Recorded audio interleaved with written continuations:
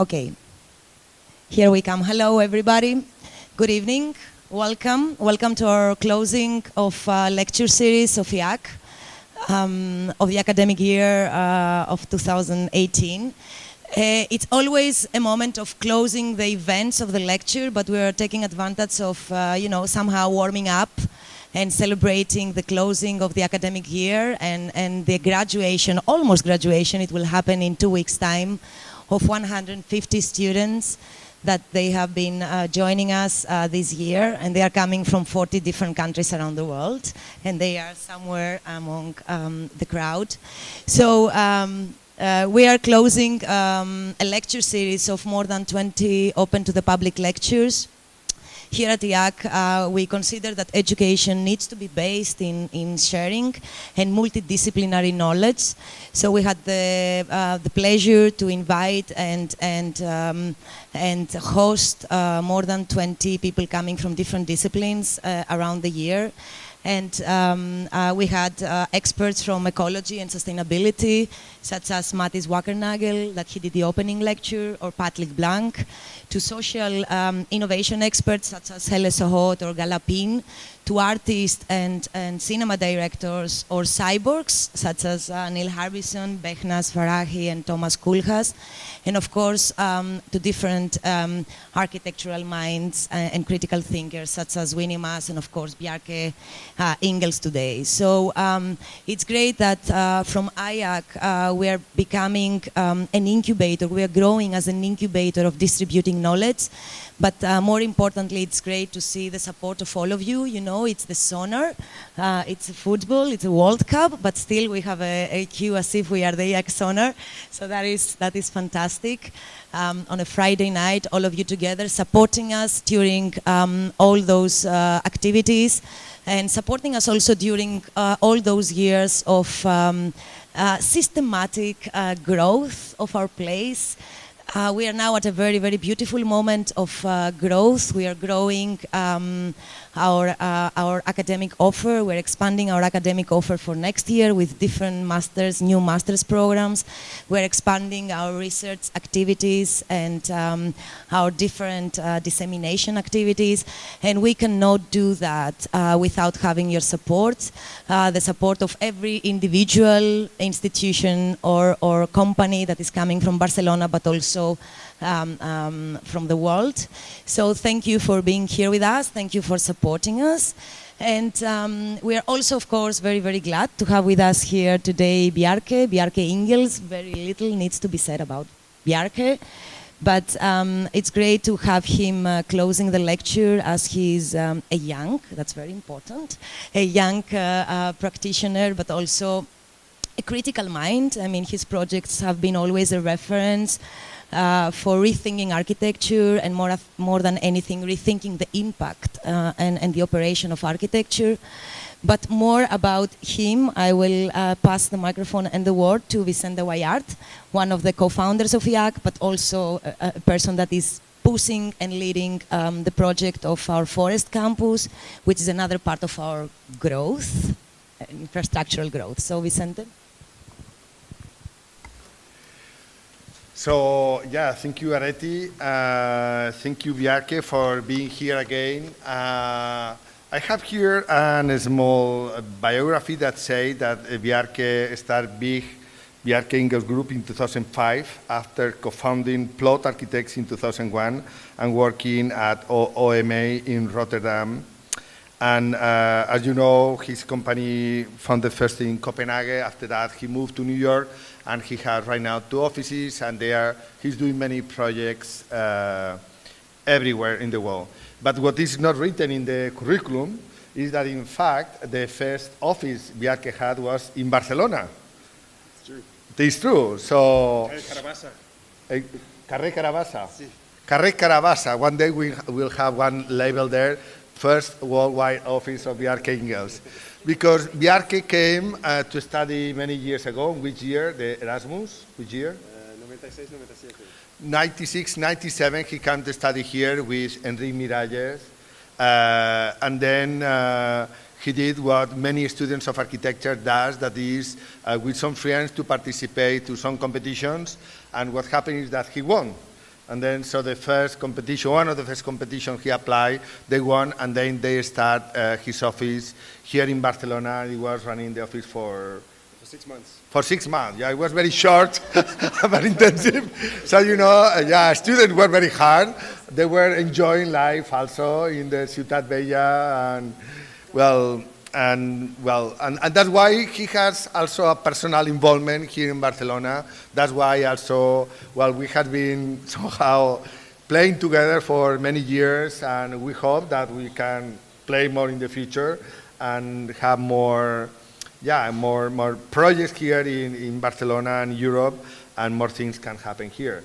So I would like to say, Bjarke, thank you to be here. You know, this is your home. This is not Carrer Carabassa, but you can do, you know, whatever you want. And yeah, we are very happy that you are at least a little bit Barcelonian, and we would like to thank you to be here. Yes, thank you. A pleasure.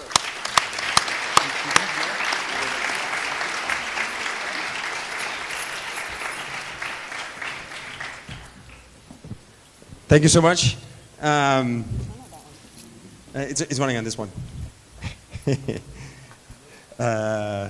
Yeah, it's great to be here. Actually, I have actually as an experiment had a place here in Barcelona for the last 6 months, going back and forth, and there's no doubt that there will be at some point BIG Barcelona.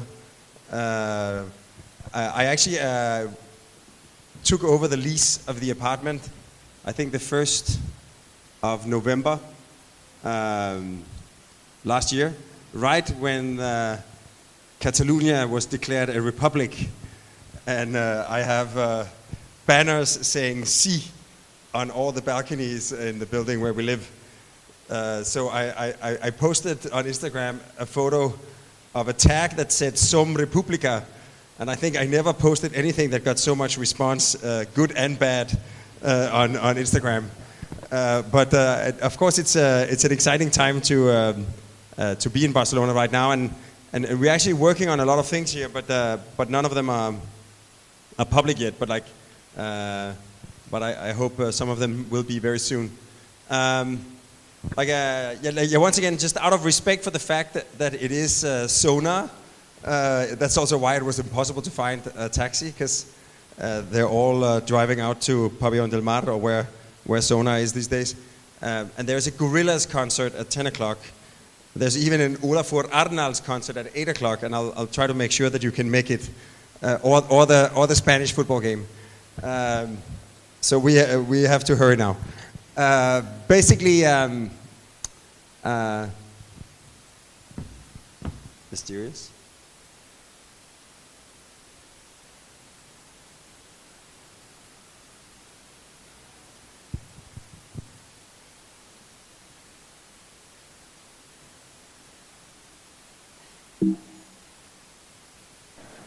So this is going to be interesting. So a little bit about our work and our office. Obviously, I have very committed colleagues. I think it's incredibly important that you love what you do, because if you're trying to do things differently, then you really need to care about it, because there's going to be so many obstacles. It's going to be so much more difficult that if you don't really love it, you'll never get through with it. Also, we have an office not dissimilar to IAAC. Actually, it's a former Carlsberg factory, and I think maybe one fundamental thing about architecture that I think is interesting to think about is that the Danish word for architecture or design, the Danish word for design, is formgivning, which literally means to give form to something that has not yet been given form. So when the world is changing, and no matter where the change is coming from, it means that the way we've organized our lives until now, our world until now, doesn't really fit exactly anymore, because something changed. And it can be demographic change, it can be technological change, climate change, cultural change. No matter where the change is coming from, if you listen and look, you can actually find new problems to solve and new potentials to unleash, and you actually get a chance to give form to the future that you would like to live in.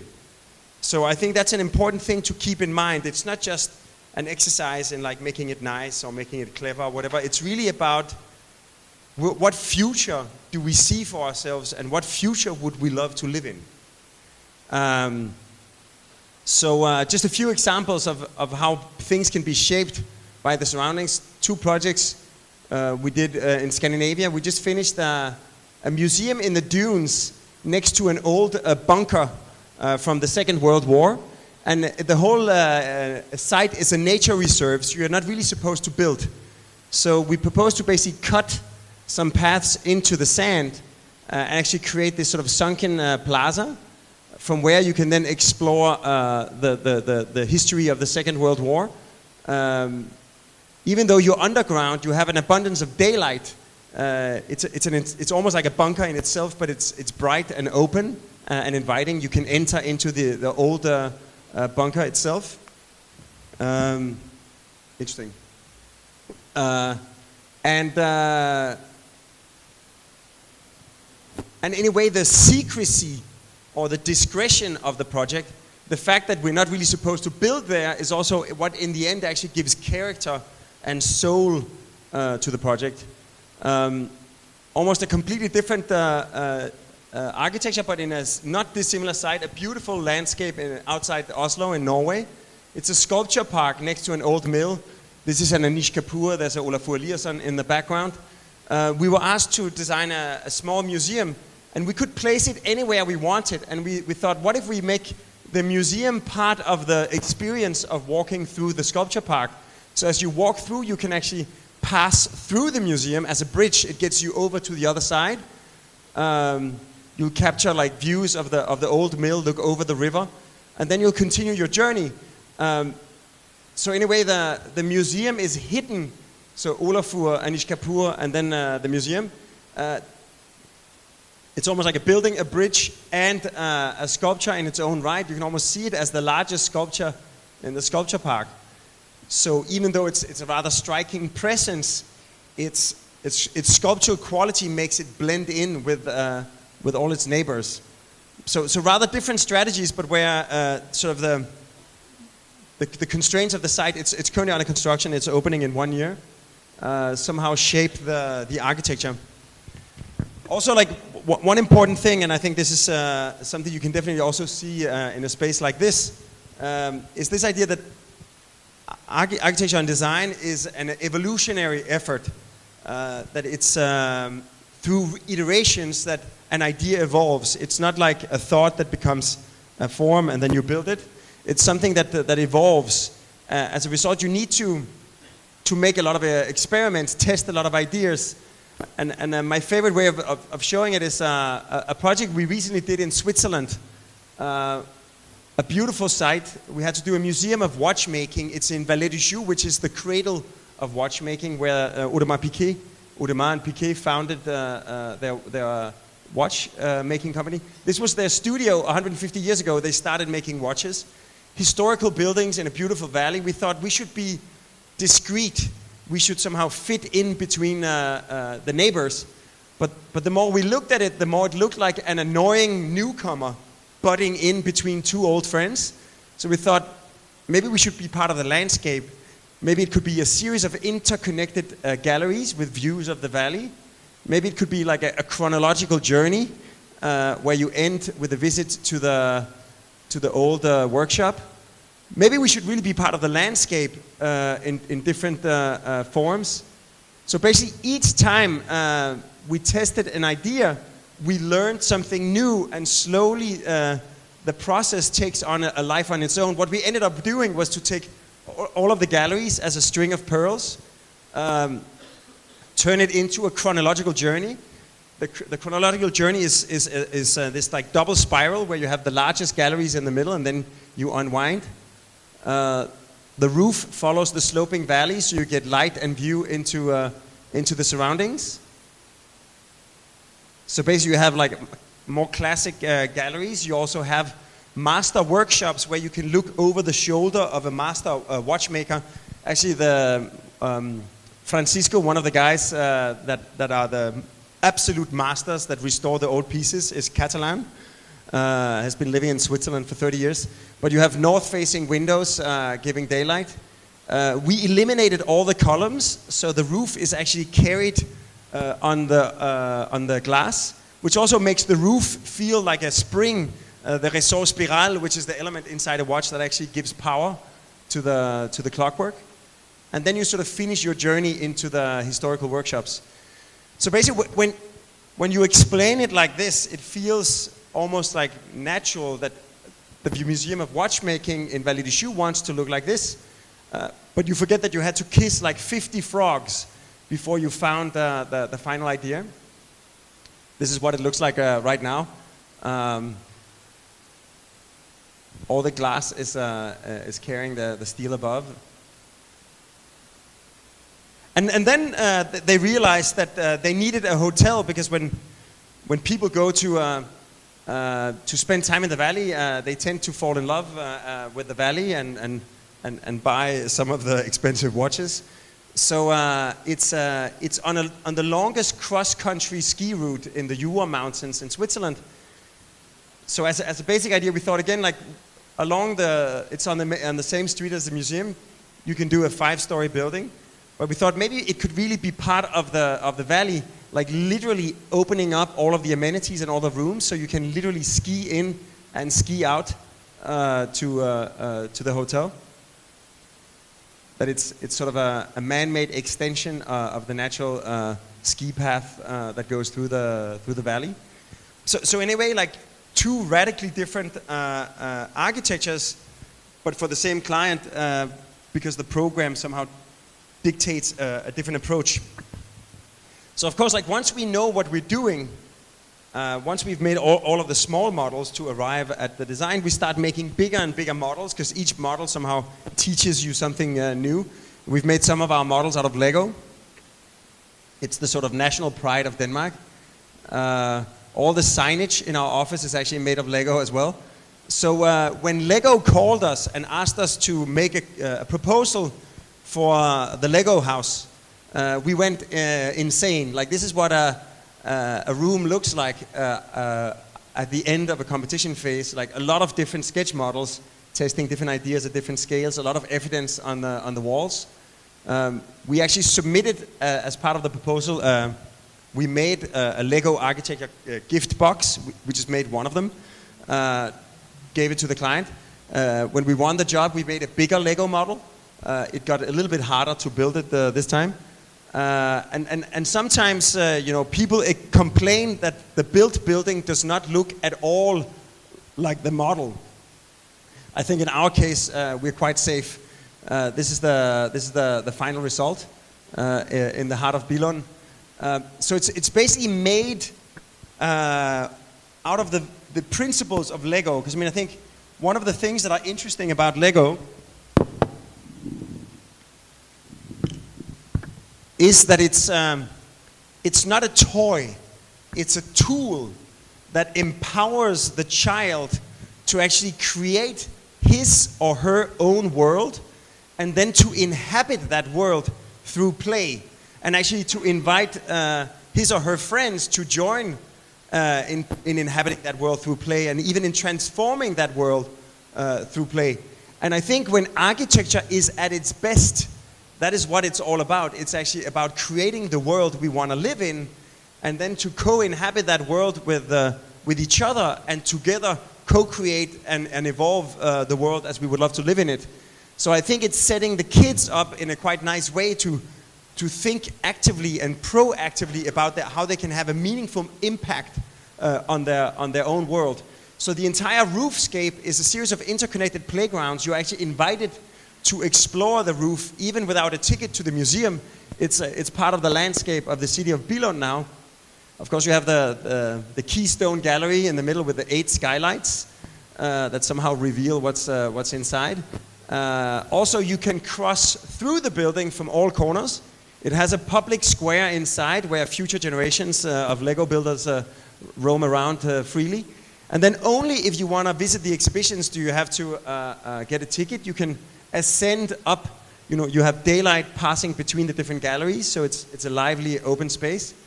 You have the biggest Lego artifact ever, 12.5 million Lego bricks, this evolutionary tree of Lego. You have the master pieces inside the Keystone Gallery. And then you can explore different aspects of Lego. I think it's one of the few museums in the world where you actually are supposed to touch all the artifacts.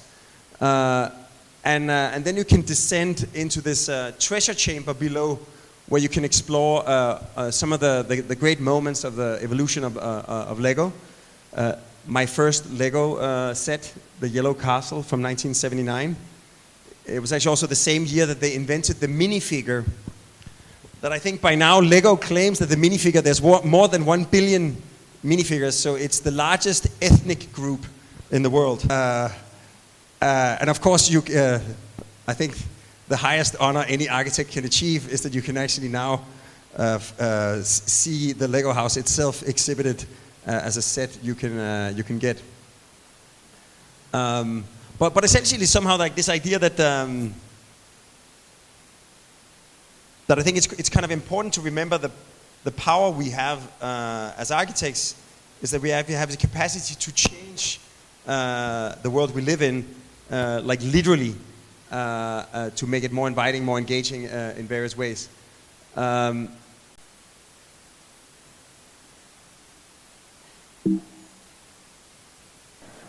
So this is going to be interesting. So a little bit about our work and our office. Obviously, I have very committed colleagues. I think it's incredibly important that you love what you do, because if you're trying to do things differently, then you really need to care about it, because there's going to be so many obstacles. It's going to be so much more difficult that if you don't really love it, you'll never get through with it. Also, we have an office not dissimilar to IAAC. Actually, it's a former Carlsberg factory, and I think maybe one fundamental thing about architecture that I think is interesting to think about is that the Danish word for architecture or design, the Danish word for design, is formgivning, which literally means to give form to something that has not yet been given form. So when the world is changing, and no matter where the change is coming from, it means that the way we've organized our lives until now, our world until now, doesn't really fit exactly anymore, because something changed. And it can be demographic change, it can be technological change, climate change, cultural change. No matter where the change is coming from, if you listen and look, you can actually find new problems to solve and new potentials to unleash. And you actually get a chance to give form to the future that you would like to live in. So I think that's an important thing to keep in mind. It's not just an exercise in like making it nice or making it clever or whatever. It's really about what future do we see for ourselves, and what future would we love to live in.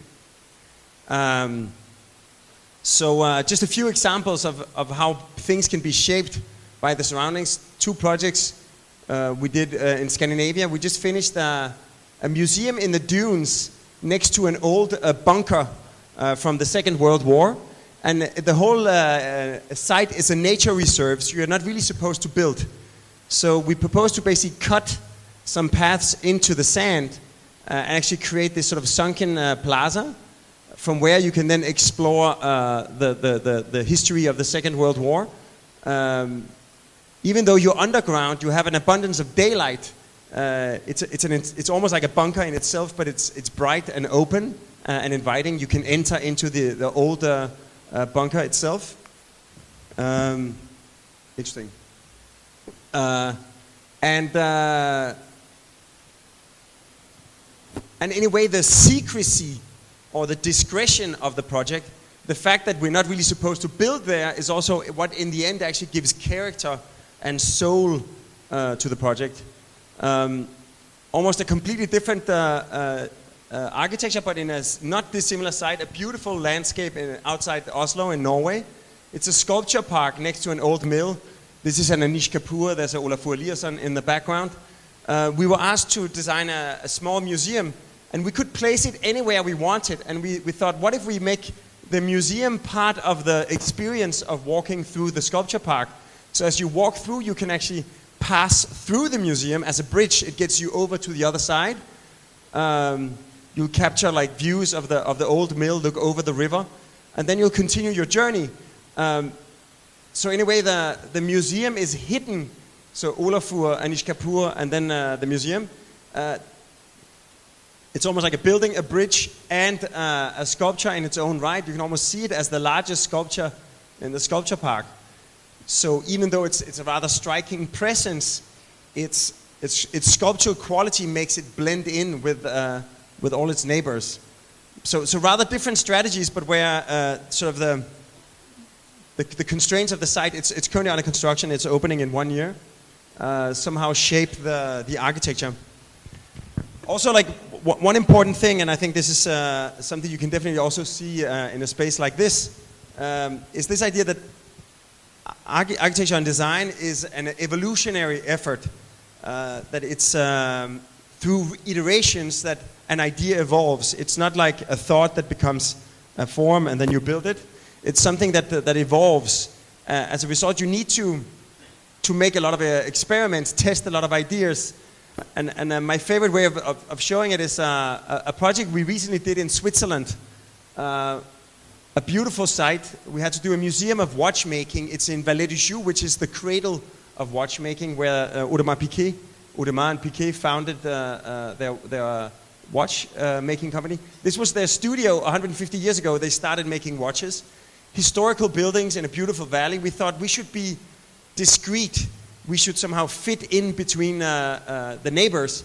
But the more we looked at it, the more it looked like an annoying newcomer butting in between two old friends.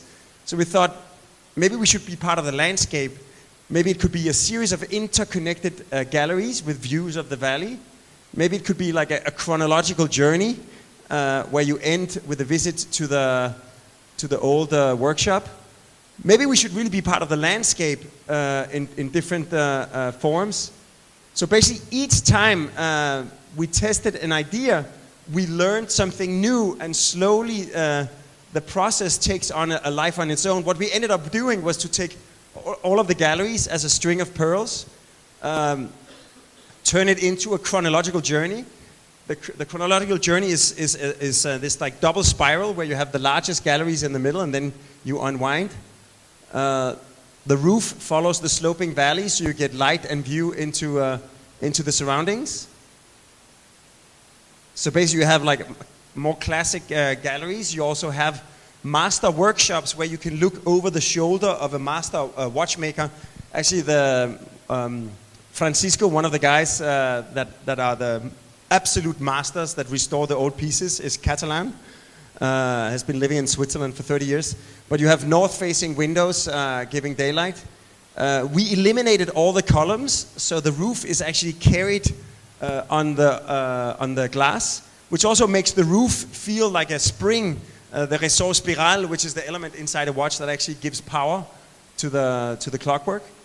And then you sort of finish your journey into the historical workshops. So basically, when you explain it like this, it feels almost like natural that the Museum of Watchmaking in Vallée du Choux wants to look like this. But you forget that you had to kiss like 50 frogs before you found the final idea. This is what it looks like right now. All the glass is carrying the steel above. And then they realized that they needed a hotel, because when people go to spend time in the valley, they tend to fall in love with the valley and buy some of the expensive watches. So it's on the longest cross-country ski route in the Jura Mountains in Switzerland. So as a basic idea, we thought again, like it's on the same street as the museum. You can do a 5-story building, but we thought maybe it could really be part of the valley, like literally opening up all of the amenities and all the rooms, so you can literally ski in and ski out to the hotel. That it's sort of a man-made extension of the natural ski path that goes through the valley. So in a way, like two radically different architectures, but for the same client, because the program somehow dictates a different approach. So of course, like once we know what we're doing, once we've made all of the small models to arrive at the design, we start making bigger and bigger models, because each model somehow teaches you something new. We've made some of our models out of Lego. It's the sort of national pride of Denmark. All the signage in our office is actually made of Lego as well. So when Lego called us and asked us to make a proposal for the Lego house, we went insane. Like, this is what a room looks like at the end of a competition phase. Like, a lot of different sketch models, testing different ideas at different scales, a lot of evidence on the walls. We actually submitted, as part of the proposal, we made a Lego architecture gift box. We just made one of them, gave it to the client. When we won the job, we made a bigger Lego model. It got a little bit harder to build it this time. And sometimes, people complain that the built building does not look at all like the model. I think in our case, we're quite safe. This is the final result in the heart of Billund. So it's basically made out of the principles of Lego. Because I think one of the things that are interesting about Lego is that it's not a toy, it's a tool that empowers the child to actually create his or her own world, and then to inhabit that world through play, and actually to invite his or her friends to join in inhabiting that world through play, and even in transforming that world through play. And I think when architecture is at its best, that is what it's all about. It's actually about creating the world we want to live in, and then to co-inhabit that world with each other, and together co-create and evolve the world as we would love to live in it. So I think it's setting the kids up in a quite nice way to think actively and proactively about how they can have a meaningful impact on their own world. So the entire roofscape is a series of interconnected playgrounds. You're actually invited to explore the roof, even without a ticket to the museum. It's part of the landscape of the city of Billund now. Of course, you have the Keystone Gallery in the middle with the 8 skylights that somehow reveal what's inside. Also, you can cross through the building from all corners. It has a public square inside where future generations of Lego builders roam around freely. And then only if you want to visit the exhibitions do you have to get a ticket. You can ascend up. You have daylight passing between the different galleries, so it's a lively open space. You have the biggest Lego artifact ever, 12.5 million Lego bricks, this evolutionary tree of Lego. You have the master pieces inside the Keystone Gallery. And then you can explore different aspects of Lego. I think it's one of the few museums in the world where you actually are supposed to touch all the artifacts. And then you can descend into this treasure chamber below, where you can explore some of the great moments of the evolution of Lego. My first Lego set, the Yellow Castle from 1979. It was actually also the same year that they invented the minifigure. That I think by now Lego claims that the minifigure, there's more than 1 billion minifigures, so it's the largest ethnic group in the world. And of course, I think the highest honor any architect can achieve is that you can actually now see the Lego house itself exhibited as a set you can get. But essentially, somehow, like this idea that that I think it's kind of important to remember the power we have as architects is that we have the capacity to change the world we live in, like literally, to make it more inviting, more engaging in various ways. Also, like another museum we're working on. We've been working for the last 8 years on a project in the periphery of Paris. It's really sort of at the extreme outer ring called La Francilienne. It's like a highway in extreme outer periphery. There's going to be a series of new metro stops and train stops connecting the airports, leading to this area. It's on a big greenfield site. It's basically fields right now. You can see the skyline of Paris. You can recognize the Eiffel Tower in the distance. And we thought, what if we could actually imagine a place where we retain the rural quality, the landscape, the nature, but at the same time create a dense, walkable urban environment. If you could somehow combine the two. So we sort of came up with this idea that to make an environment that is completely connected to all the surroundings.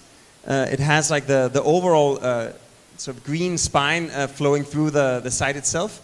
It's more sort of urban and diverse, connected to the adjacent city, and when it's facing the highway, it becomes like these larger park-like environments. So this is basically what it's going to look like in 4 years when it's complete. We've made the master plan. It's going to be realized by 10 different, mostly French architects. But just to give you an idea, this is the size of the neighborhood. This is Le Marais in Paris. This is the center of Copenhagen. So it's really a really large neighborhood. This is like the typical street section through it, so it almost combines elements. This is the Rambla here in Barcelona. This is some of the sort of historical neighborhoods in downtown Copenhagen, Prague, and Paris. And like this is the main park that flows through it. It's like the same size as the Tuileries Garden next to the Louvre. So as the main entry point to this, so it really goes from like an urban plaza on one end to actually sort of urban farming in the other end. The main entry point from the subway station, you're going to have 15 million people walking by every year.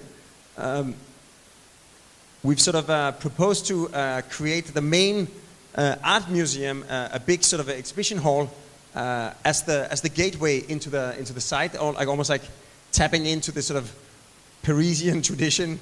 You even have one here in Barcelona of sort of an urban gateway. So basically, you have the bridge that connects the train into the site. You have the exhibition building that's going to be potentially an extension of the Centre Pompidou, a satellite location. So it's basically located in the middle of a big public square. We imagine sort of to almost like a set, like in a stage that you go through different layers. Between these layers, we can open up openings, like almost like pulling a curtain aside, revealing what's inside. You have a park on one side, a plaza on the other side.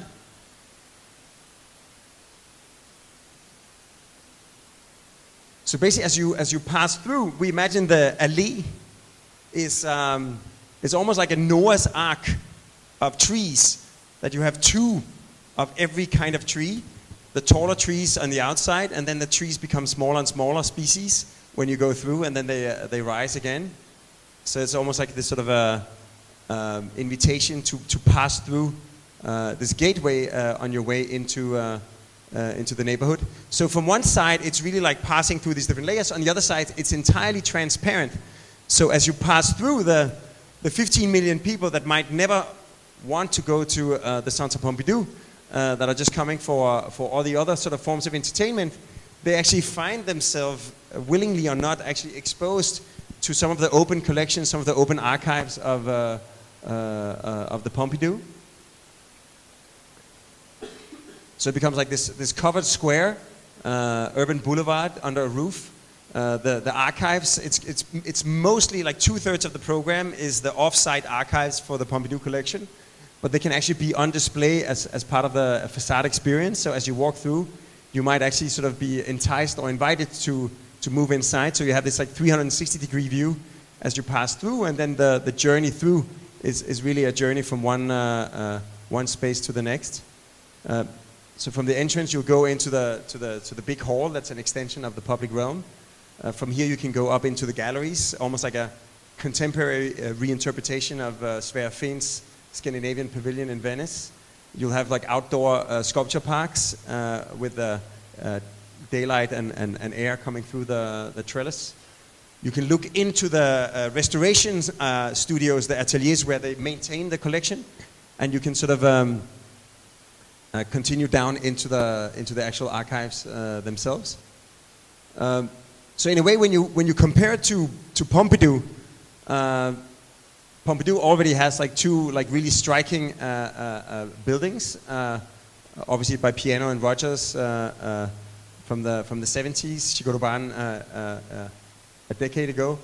But in a way, they all have this like expression of structure as a major sort of aspect of the building, and we can sort of see that we could be part of that logic, that the exoskeleton, the structural articulation really becomes what you see, the steel, the wood, the concrete. The completely free, open, columnless exhibition environments. This like relationship to a significant public space in front of it, around it, or inside it. And of course this idea that the main hall is really articulated as an extension of the public realm outside, and the sort of discovery of these elevated gardens within the project. So with a little bit of luck, Pompidou is really going to decide to go ahead with this. But essentially, like almost like using the way the institution is organized as a way to lure people to actually move by and maybe visit something they otherwise might not be interested in. One aspect that has been sort of following us over the last decades has been this sort of notion of sustainability, and how sustainability can actually be something that increases your quality of life. We did the Danish pavilion in Shanghai, where we tried to consolidate elements from Danish cities, like I think Copenhagen was the first city in the world that had city bikes, that for free you could actually get bicycles and move around on the blue bicycle lanes of Copenhagen. We created that experience in Shanghai in 2010, also making it the ideal museum for impatient people, because you could actually do the whole thing in 5 minutes on a bike. Our first project ever was the Copenhagen Harbor Bath. Copenhagen Harbor had become so clean that you could swim in it. So this idea that a harbor is not just good for the fish, it's actually amazing for the citizens. If you don't have to sit in the car for hours to get to the beach, you really know that in Barcelona also. So we recreated that experience at the heart of the building. And finally, we thought, as a way to lure again the Chinese to come and experience this, we needed some kind of a catch. We found that in the Chinese public school curriculum, they have 3 fairy tales by Hans Christian Andersen, including the story of the Little Mermaid, the national symbol of Denmark. So we proposed to move the mermaid to China. First we had to get it out of the Danish Nationalist Party. Then we had to get it through the Chinese customs, and finally into the pavilion. We then sort of invited Ai Weiwei, the Chinese artist, to make an installation. He installed a Chinese surveillance camera in the pavilion that transmitted a footage to where she normally sits in Copenhagen. Sort of like you can see that she's okay, but B, it was also a loophole in the Great Firewall of China, the only uncensored live TV feed for 6 months. So almost as a side effect of this, the Danish Queen went to China shortly after, and the President of China presented her with 2 great white pandas for the Copenhagen Zoo.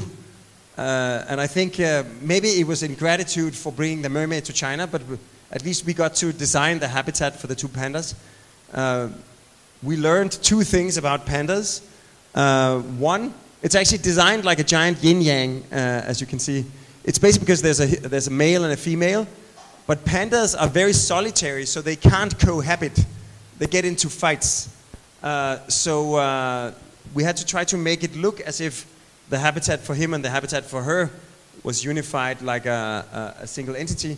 And also we tried to sort of create the largest possible proximity between the between the people and the panda. And then we also learned that the most interesting animal in the zoo is the zookeeper. Because when you find the zookeeper, he or she knows when the different animals are being fed. They have a lot of information. They can go to all the secret places. So whenever you go to the zoo, find the zookeeper and follow. So in that sense, as a result, we made sure that this facility has no backup house. You can see everything, even the not so pretty parts, because somehow like that's where you really learn something about the animal. Same time, when we were in Shanghai 2010, and we had sort of come up with this idea of hedonistic sustainability, we got invited to do a proposal for the headquarters for the main energy company in Shenzhen. It had to be 2 high-rises. There was a very specific master plan. So all we could really do was design the facade. And it's a humid tropical climate. So you want to maximize views and daylight. You want to minimize thermal exposure and glare. So we decided to design the facade so that it opens always to the orientation that gets the least light, and it's always close to the orientation that gets the most direct sunlight. So as a result, when you look towards the sun, you see bamboo walls washed in daylight, and when you turn, it becomes all glass and all view. So the building is finished now. So from some angles, it's all glass. From other angles, it's entirely, almost entirely enclosed. Mostly, it's like 50-50. And within this logic, you can make larger openings for like a stack of executive meeting rooms. We can adapt to the way we land on the site, the road conditions. We can create some of the main entrances. But most importantly, like all these elements that maybe make the building better integrated in surroundings and maybe make it look more graceful and elegant are also the elements that make it perform better environmentally. Just designing the facade like this reduces energy consumption with 30%, not because of any technology or any moving parts, but purely because of the way it is thought in terms of how it lets the sun in. So anyway, what makes the building perform environmentally is also what makes it perhaps look beautiful. So maybe not hedonistic sustainability, but almost like aesthetic sustainability. That sustainability is not just some kind of technical upgrade, it's really something that can inform the design of the building.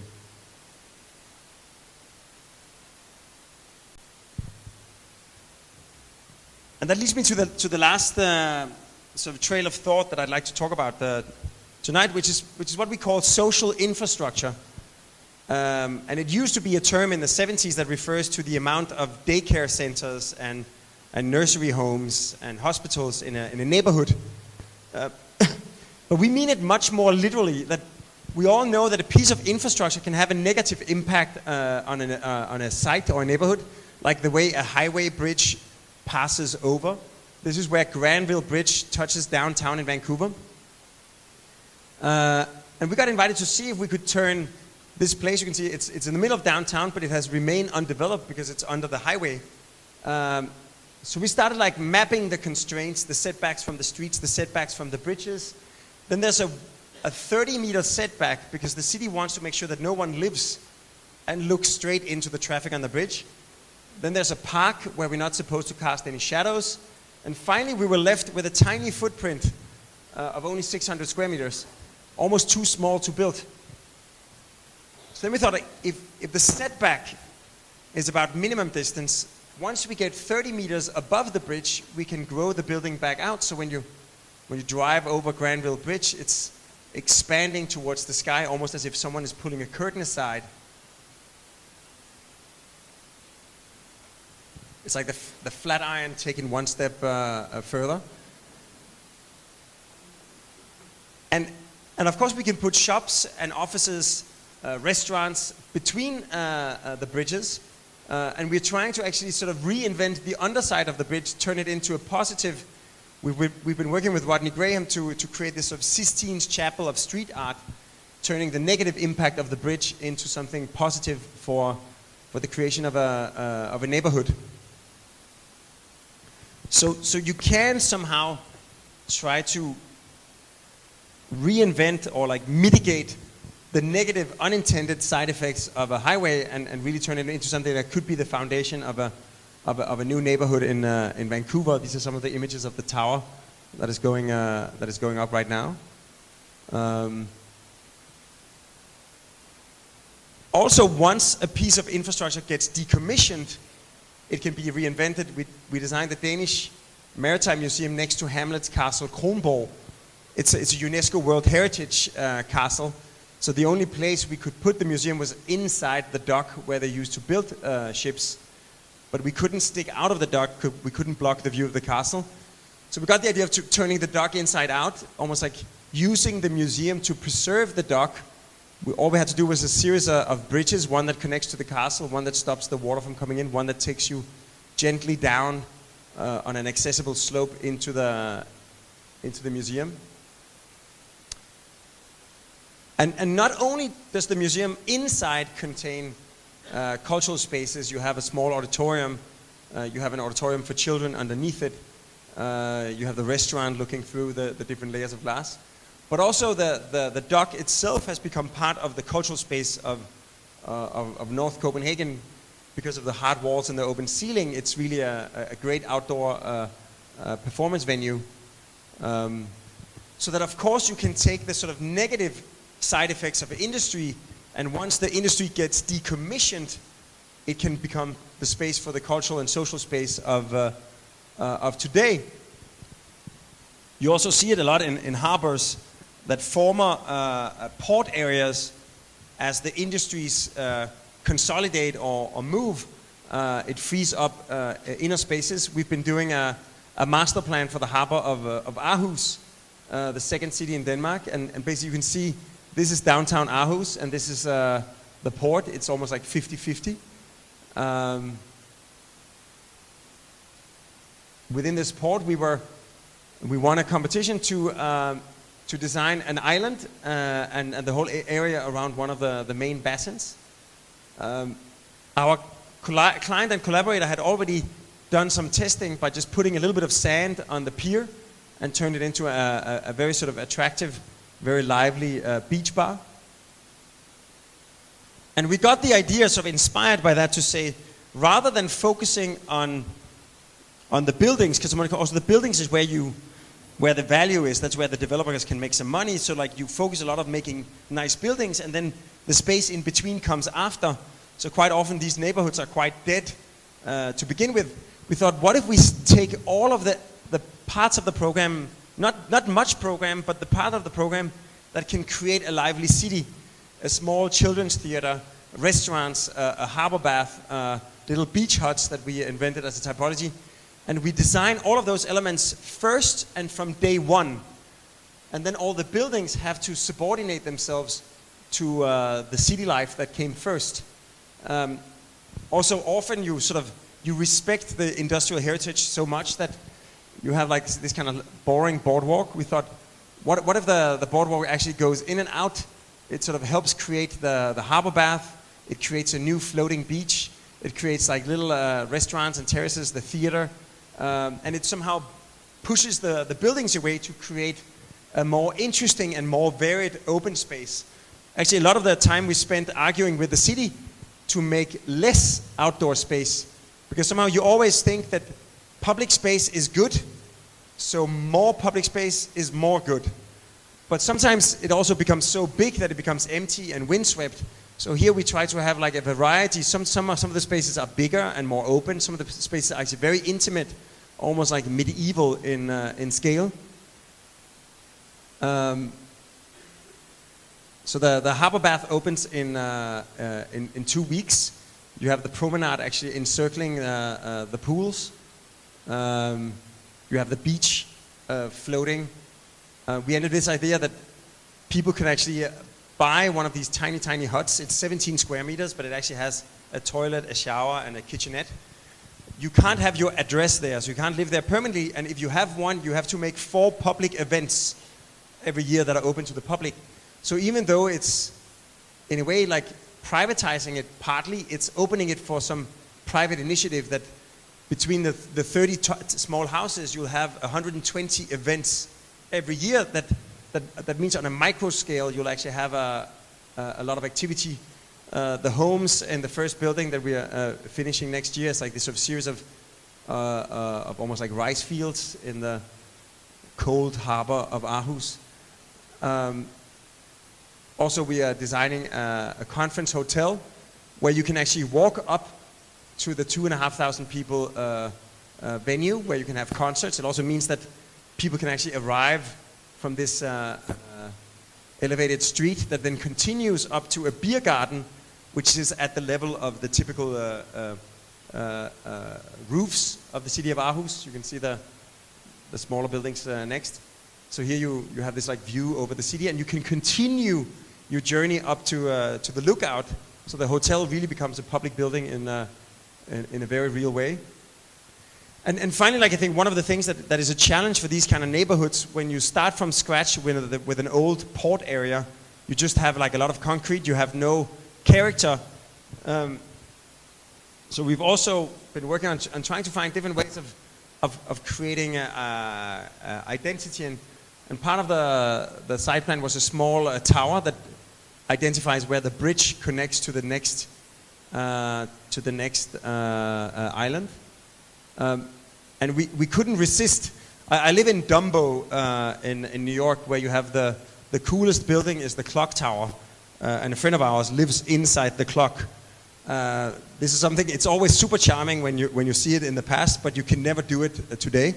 But we couldn't resist, so if you move to Aarhus in 3 years, you can actually live inside the clock, like Peter Pan. And of course, like the city architect of Aarhus was really resisting it for so long because they thought it was stupid or silly. And in the end, like we made so many arguments for why it was a good idea. So in the end, he said, "Okay, you get your clock. Just know that people might love it, but the architects are gonna hate it." But I think somehow, like what I like about this project is that I think by being like almost like very practical and very sort of focused on like what are the ingredients that would make a lively neighborhood from day one, we've actually ended up creating something that is a new site. It is on the harbor. It would be so easy just to make a series of square boxes, and you would have like a rather sad neighborhood. But we ended up like each of the buildings have a certain personality that actually comes from its function, its use, and you end up getting something that feels almost more like an old historical city and more like the diversity you see in a harbor than a typical modern master plan. And finally, back to this sort of notion of infrastructure. So if infrastructure, once it gets decommissioned, like the shipyard north of Copenhagen, or like this island in Aarhus, you can turn it into something great for the social life of the city. But what if you can actually make new infrastructure so it comes from day one with positive social side effects? In 2 months, we are opening a power plant in Copenhagen. It's a waste-to-energy power plant that turns waste into electricity and district heating. It's going to be the biggest and tallest building in Copenhagen, right next to the marina and right where the locals go water skiing. It's going to be the cleanest waste-to-energy power plant in the world. And we thought, how can we celebrate this? It means that you don't have toxic smoke coming out of the chimney. And we thought, since we have the skiers here, Danes love to ski, but we can't drive to Andorra or the Pyrenees. We have to go 6 hours by car to get to Sweden as our nearest alpine skiing. So we have no mountains, but apparently we have mountains of trash. So we can actually create something that is 2/3 the size of Branes, the nearest ski resort to Copenhagen, 6 hours away, by putting it on the roof of the power plant. And basically, we won the competition based on this idea 8 years ago. So suddenly we had to deliver on the idea. Denmark got 0 medals in Sochi at the Olympics. We hope now we can change that. We can start practicing at home. It's going to have an alpine hiking path. It's going to have like real trees, as you would find on a mountain slope. You can picnic. It's totally for free. It's only if you want to take the lift that you have to pay. You can enjoy the view of the horizontal skyline of Copenhagen. It's going to have the tallest climbing wall in the world. So it's coming quite close to realizing this kind of fantasy of a man-made ecosystem. This was our first sketch. This is what it looked like recently. I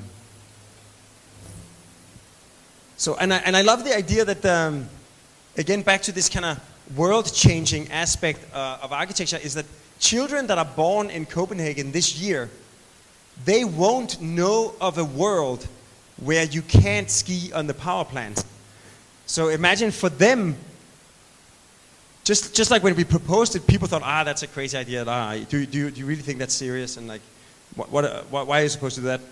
But anyone born in Copenhagen this year, they'll just like, no, of course, like the power plants, they're so clean. You know, it's also like the coolest park. You can hike, you can ski.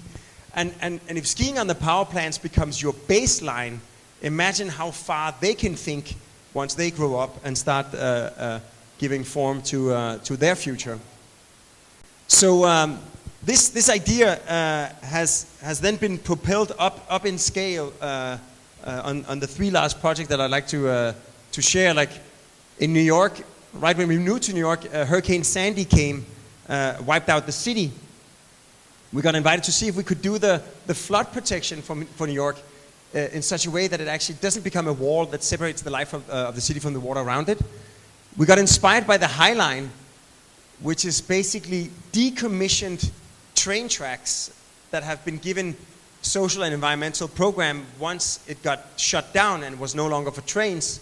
We thought, what if we could make the resiliency infrastructure for Manhattan in such a way that it comes with premeditated, positive social and environmental side effects.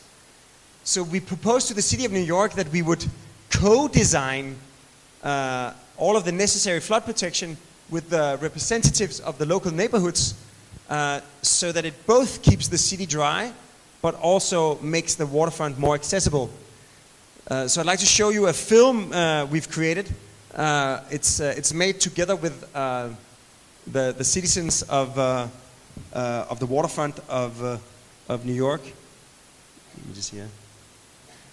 And you can hear their experience from Hurricane Sandy. You can hear their concerns and their dreams for the future, and you can see what it's going to look like.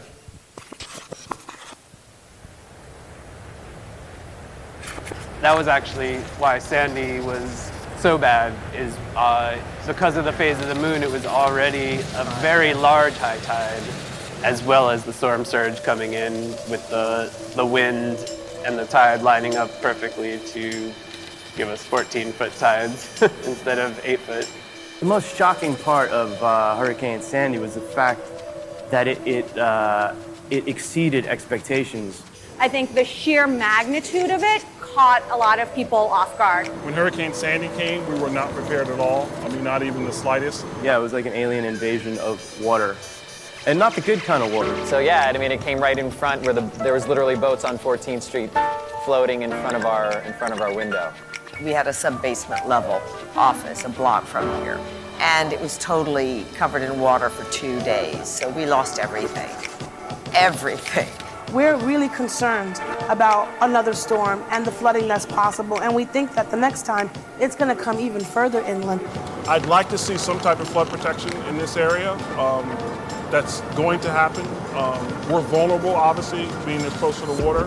Something that just brings like more walks, different walks of life, you know, another escape from just the busyness and the hustle and bustle.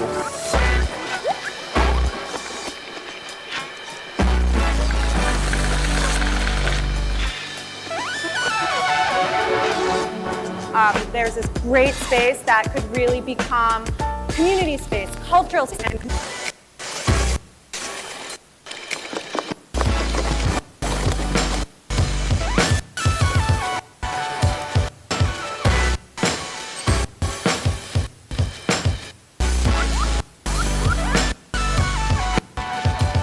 Everyone enjoys it.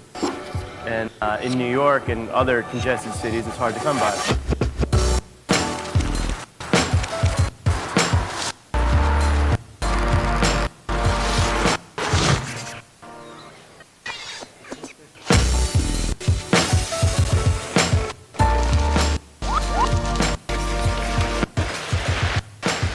It's a sonar themed soundtrack today. Anything that makes cities greener is just such a wonderful thing for not only the environment, but the people that live in the city too, to be able to be around that space. The plan, the berming, the sense of how it can become into the natural landscape itself, program that is really the next challenge. Okay. So so maybe while the surrealism finishes, so basically this project is actually breaking ground in this year, the entire east portion, and we're actually working with the city of New York to actually look into a master planning of the whole south tip. Actually, at the Venice Biennale, we have a project, we called it Humanhattan. Basically, this idea of like reimagining Manhattan with a focus on the human quality of life, of course, with resiliency as the driver. So like sort of gradually, like we've been seeing that the things that has been interesting us over the last sort of decade and a half start coming together in more and more systematic ways, and somehow start pointing towards the future. 3 years ago, we got in contact with some people that were working on an idea that would combine the capacity to carry large quantities of people and cargo, like at the efficiency, at the scale of shipping, with the speed that you find with air travel, with the sort of convenience and energy elegance of rail, and with the individual freedom that you can only find on the roads. It was basically the company Hyperloop that was seeded by Elon Musk's white paper, and over the last couple of years have become like this sort of quite well-funded, well-based startup. They have like a few miles of testing track in Nevada, and we got engaged with them to try to look at what would be the human experience of this. We looked at a series of scenarios across the world. The first one in Dubai, connecting Dubai and Abu Dhabi. Of course, it's an obvious place because you don't have a lot of existing things. Most of it is running through the desert. There's no existing train system, so you can like quite easily get going. Also, you can connect the two cities in 10 minutes. Right now, the fastest connection between Dubai and Abu Dhabi International Airport is an hour and a half. We could do it in less than 10 minutes. And the basic idea is that you have a system where we have like these individual pods that can be used for passengers, but they can also be used for cargo. They travel in these transporters that go inside a vacuum tube. So because there's no air resistance, you can go supersonic speeds, but without a sonic boom. It's a passive magnetic levitation.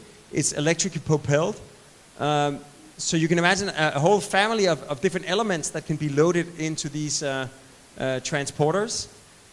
And we try to sort of imagine, because like it's not a train station because you don't have to wait until a whole train is filled up. It's not an airport because you don't have to go through the security and like be there an hour and a half in advance and like move around. It can actually be almost like a taxi stand or like an elevator. Imagine that with your app you arrive and it just automatically tells you which, just like a destination dispatch system in an elevator tells you which elevator to take. This will just tell you where to go. You basically need a lot of exposure so that a lot of individual pods can be loaded into the transporters. We designed a handful of stations, like these are the two ends. In Abu Dhabi, the station becomes like this kind of loop that connects the different parts of the city. And where stations and airports are like shopping malls because you have to somehow entertain people when they wait endlessly, here you just go directly to the nearest pod and it can go as soon as you're there. In the other end, in Burj Khalifa, we've sort of made it like an array. So when you pass into the portal, you instantly see every single departing pod. So as you pass through it, it'll light up the pod you're going to, so you can just instantly move, and as soon as you're there, it'll load into the tube. I actually made a short film. We can see if it works this time. But essentially, like it was kind of important us to try to sort of communicate the experience that this could be not just a faster train, which most people think it is, but actually a completely new direct-to-destination and on-demand form of transportation.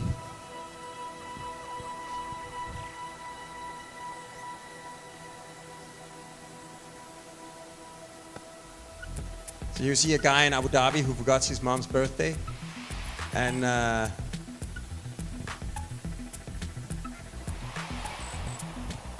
basically like this sort of basic system that all these different elements. The vehicle of the Hyperloop One system.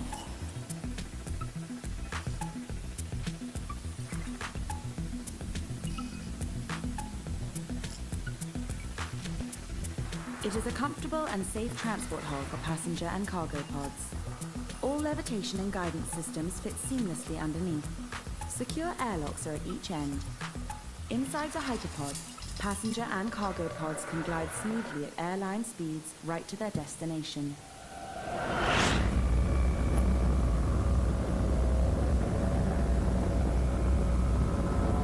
So he's faster than the plane, obviously.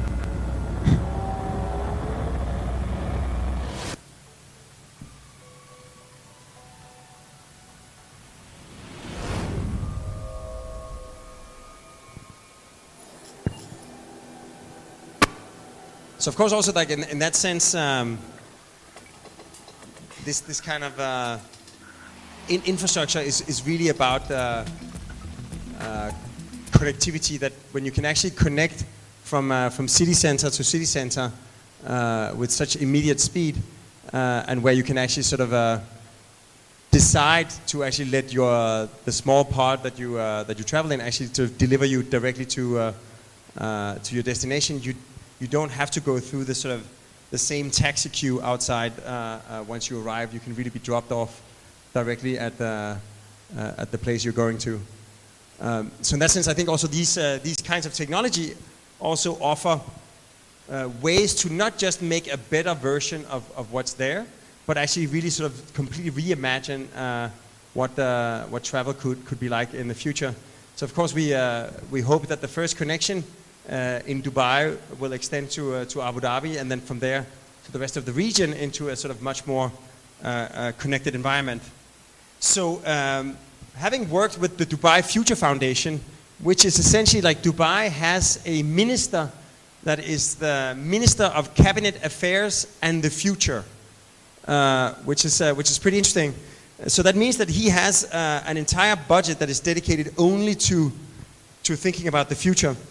And as we were like working on Hyperloop, he said like, why don't you actually try to take a look at what it would look like creating an Emirates city on Mars 100 years from now.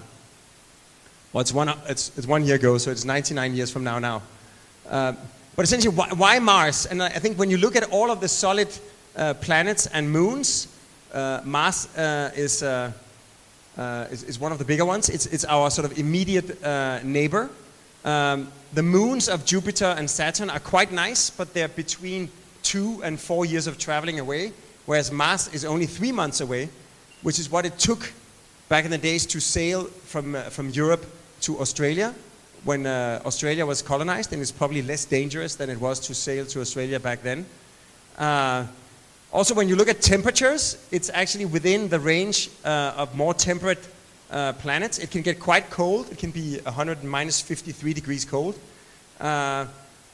But Pluto is like sort of close to perfect zero, minus 278. Venus can be sort of boiling, and the atmosphere is actually made out of sulfuric acid. When it comes to gravity, it's quite light. It's 38% gravity compared to, for instance, like if you go to Jupiter, a person that weighs 100 kilos would weigh 253 kilos on Jupiter, but he would only weigh 38 kilos on Mars, the fastest diet you can imagine. But of course, it also means that all the materials can span longer The climate is quite mild. You actually have milder storms than on Earth. The pressure is very low. For instance, like on Jupiter and Saturn, you would have like 1,000 times Earth at pressure. Like you would be completely smashed. It has the same seasonal tilt as Earth, which is what creates the seasons. So we'll have the same 4 seasons, only they'll be twice as long. And just to tell you how important that is and how amazing that is, and it has the same day cycle. It's that the day is only 40 minutes longer on Mars, which is amazing. You have 40 minutes more every day to do everything you need to do. But also, for instance, like on Mercury, the day is 185 days. So when the sun sets, it's going to take almost 100 days before it rises again. And for instance, on Mercury, where the seasonal tilt is perpendicular to the sun, when if you are on the northern hemisphere or close to the poles, like let's say in Scandinavia, the sun is going to be up for 21 years, and then it's going to be down for 21 years, which makes Uranus practically uninhabitable. It has all of the ingredients that you need for life. It has carbon and water. It has no available oxygen in the atmosphere, but it has CO2, so oxygen as a molecule is there. It doesn't have a unified magnetic field, which means that it has a little bit too much radiation. So just when you sort of evaluate the different potential places to go, Mars is really good. It has okay radiation for plants. It has too much for humans. It's half the diameter of Earth, but it has the same amount of dry land because it doesn't have any oceans. So it's the same amount of real estate as planet Earth. And then it has this amazing phenomenon that there's actually Atacama Desert in Chile is the place on Earth that is most like Mars. And you can also see it has almost the same color. It's the iron oxide that gives the red color in the ground. But then the miracle happens. We all know that the sunsets here are red. But on Mars, because of the fine-grained dust particles in the air, blue light is the only light that passes through in the evening. So the sunsets on the red planet actually turn blue. Which is something I hope we will all experience in our lifetime. And we've been going there quite a bit. There's 14 satellites orbiting Mars. So since the 60s, we've been gathering reconnaissance. We've seen pictures of the geology of Mars. We've seen a dried out archipelago. We've seen a dust storm. We've seen landslides happening. And we've actually had wheels on the ground. And we still do. So we actually have, we can see like frost on the desert floor in the morning. So we have like a lot of knowledge about what it would be like to be there. So there's a lot of good things, but we have a few challenges. Too much radiation for humans, very low pressure, too cold temperatures, no breathable air, and no ready-to-use water. If we start looking where we should go, these are the places we've already been. This is where SpaceX is looking into going. And the smart thing would be to go to some of the low-lying areas, because the lower you are, the higher the pressure, the warmer the temperatures. Or places like, this is the largest canyon, Valles Marineris. It's 4,000 kilometers long, 7 kilometers deep, because the shade from the cliff could be a good thing. So we looked at Earth to see if we could find places that had relevance. This is in Tunisia. What looks like a lifeless desert is actually a lively community. They develop these vernacular types of housing excavated into the ground with courtyards, day-lit, protected from the swinging temperature, the cold of the night, the heat of the day, the constant radiation of the sun. Another example in Arizona, in the canyon lands, again, something that looks lifeless. The canyons were actually the base of cities. Again, using the canopy of the canyon to protect yourself from the elements. And finally, in the Arctics, this is in Kangerlussuaq in Greenland, a climate that is so cold that it's maybe more like what you'll find on Mars. The spherical igloos, the perfect thermal compactness, the insulating material of snow, the captured air in snow actually makes it a perfect insulation. And I think one thing that really inspired us, also inspired Robert Zubrin, the author of The Case for Mars. was he looked at Roald Amundsen, the discoverer, who learned from the Inuits in the Arctics and used that to be the first to go to Antarctica, is that he didn't bring his European lifestyle, he didn't bring European ships, European horses, European weapons, European food. He came with kayaks and dog sleighs and was capable of living off the land, because he almost, to go to the Arctics or the Antarctics, you have to become an Arctic. To go to Mars, we have to become Martians. So what would it take to become a Martian? Like, one of the things, according to SpaceX, which I think is a little optimistic, it would cost $6,600 per kilo to bring something there. And buildings are quite heavy. So in the beginning you have to bring your habitat, then you maybe bring the machines to make your buildings, and eventually you should bring nothing. You have to create a self-sustained man-made ecosystem.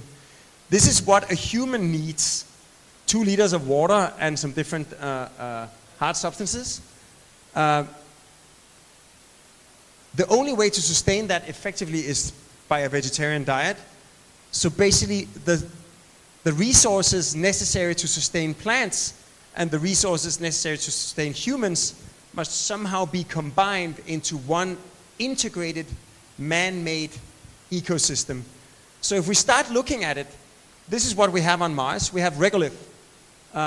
If you sort the regolith with a sorting plant, you can isolate some water in the form of ice. You can use that to make water. You can isolate different kinds of sands. With the sands and the water, you can create bricks, you can create ceramics, you can create concrete. You can also sort the sand into its constituent parts. It has some silicia. So you can use it to actually make aluminum and glass. With that you can make electronics, and you can make photovoltaics. You can use power. With the power and the water, you can do electrolysis, where you split the H2O into hydrogen and oxygen. There's a lot of CO2. This atmosphere of Mars is 93% CO2. You can use the O2 and the CO2 to make the hydrogen and the CO2 to make a Sabatier reactor that creates methane gas and more oxygen. You can use that to actually create rocket fuel and go back to Earth. As a byproduct, you get more oxygen and more water.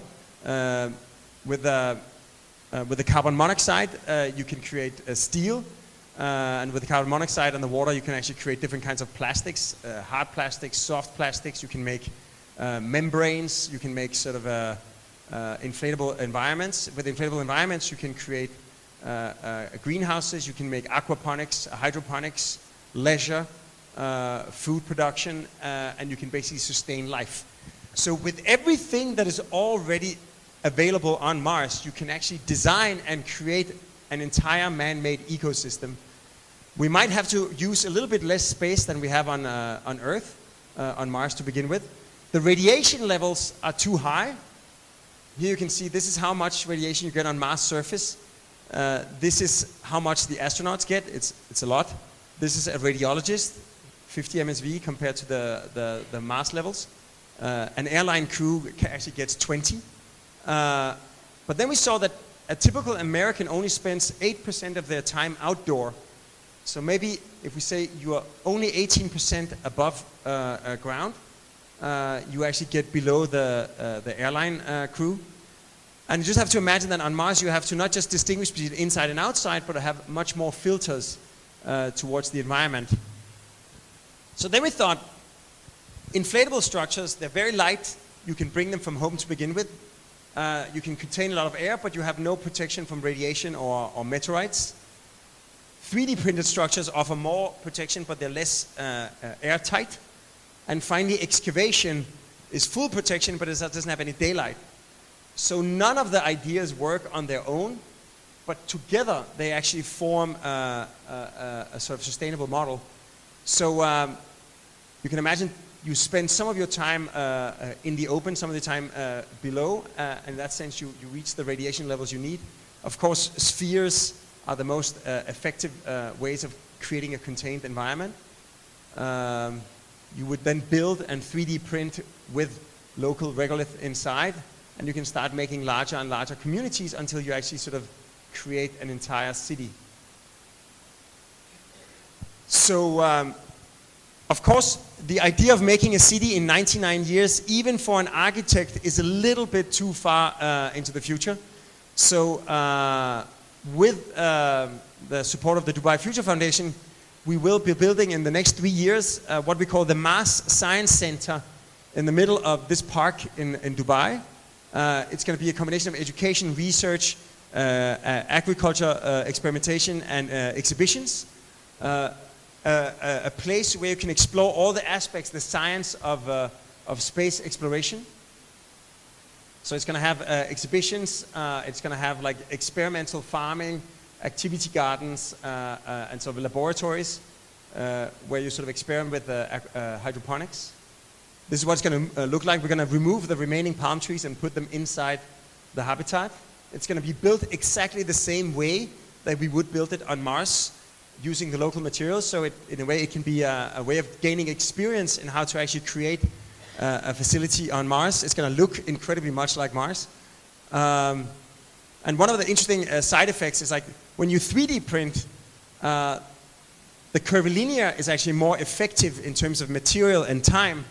So you can imagine that Mars, it's not going to look like some kind of boring, boxy space city in tin cans. It's going to have this like almost vernacular experience of like different kinds of clays, different shades of sand, the rounded corners. Also because you need 7 meters of soil to protect yourself from the radiation, but you need only 1 meter of water because of the hydrogen molecules are very good at shielding from radiation. So you can imagine skylights where you have 1 meter of water that would make no sense apart from fun on Earth. But on Mars, it actually makes sense that you can have daylight while being fully protected from radiation. So we imagine that people can go there, and future generations can sort of dream about becoming Martians. They can experiment with the latest form of agriculture and really get a good sense of what it's going to be like living on Mars. Of course, the membrane needs to be able to filter out the blazing sun of Dubai, so you can both have a greenhouse or a lecture hall in the same environment. So finally, like, why does this even make sense? And I think like a lot of people say, like, why shouldn't you focus on solving our problems here before we start messing up a new planet? But the interesting thing, when you look at the 8 Sustainable Development Goals out of the 17 of the United Nations, the 8 that have to do with the built environment, all of them actually, if we solve the idea of creating a man-made ecosystem and a circular, self-contained environment with a maximum resource efficiency and a maximum yield form of agriculture, where like no resource is uncycled. If we can actually solve that on Mars, we will have the answers to all of these challenges on Earth. So I love the idea that as the red planet gradually grows into a green and blue planet, this is basically what Mars is going to look like once it has liquid water and a breathable atmosphere. We actually have the answers to our challenges on the planet where we come from. And maybe as a departing comment, some of you have probably heard Al Gore talk about the picture Earthrise, the first time an astronaut took a picture of Earth rising over the moon, and we saw home from a distance. It gave a whole new perspective about how we have limited space, how we share the same planet, the same destiny. And I love the idea that imagine 1 or 2 generations from now, you can have people that are now Martians looking up at the Martian sky, and they'll see a small blue star, which is what Earth looks like from the surface of Mars, and sort of in a way commemorating about our blue origin. Having actually gone to Mars is actually what enables us to be good custodians of the planet where we come from.